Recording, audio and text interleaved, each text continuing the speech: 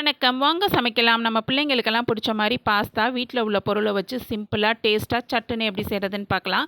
Stove on பண்ணி ஒரு கடாய் வச்சு 2 சொம்பு தண்ணி ஊத்தி, தண்ணி கொதிச்சோனே 1/2 ஸ்பூன் உப்பு, 1 ஸ்பூன் எண்ணெய் ஊத்தி, நான் வந்து 1/2 கிலோ பாஸ்தா வாங்கி வச்சுருக்கேன். அத போட்டு நல்லா வேக விடுங்க. 10 நிமிஷம் வெந்தா கரெக்ட்டா வெந்திருக்கும். இத வந்து நல்லா வடிகட்டி வச்சு, வடிச்சு பாஸ்தாவ எடுத்து ஒரு பிளேட்ல எடுத்து வச்சுக்கோங்க. இப்போ நம்ம இதுக்கு எப்படி மசாலா ரெடி பண்ணுறதுன்னு பார்க்கலாம். ஸ்டவ் ஆன் பண்ணி ஒரு கடாய் வச்சு 2 ஸ்பூன் எண்ணெய் ஊத்தி, அதில 100 கிராம் வெங்காயம் போட்டு நல்லா வதக்குங்க. ஒரு குடமிளகா கட் பண்ணி வச்சுருக்கேன். அதையும் போட்டு வதக்கிக்கங்க. இது கூட மஷ்ரூம் இருந்தால் கூட போட்டுக்கலாம். டேஸ்ட் நல்லாயிருக்கும். 1 ஸ்பூன் இஞ்சி பூண்டு பேஸ்ட் போட்டு நல்லா வதக்கி விடுங்க.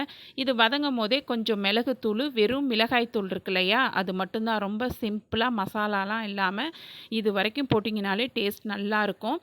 இப்போது நான் வந்து ஒரு 2 தக்காளி எடுத்து நைஸாக அரைச்சி வச்சுருக்கேன். அதையும் போட்டு வதக்கி விட்டு, இப்போ இந்த மசாலாவுக்கு தேவையான அளவு உப்பு நான் வந்து ஒரு 1/4 ஸ்பூன் உப்பு போட்டுக்கிறேன். ஏன்னா ஏற்கனவே பாஸ்தாவில் உப்பு போட்டு வேக வச்சுருக்கோம்.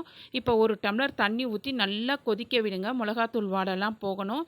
1 ஸ்பூன் சர்க்கரை போட்டுட்டு, நம்ம வேக வச்சுருக்க பாஸ்தாவை போட்டு நல்லா கிளறி விடுங்க.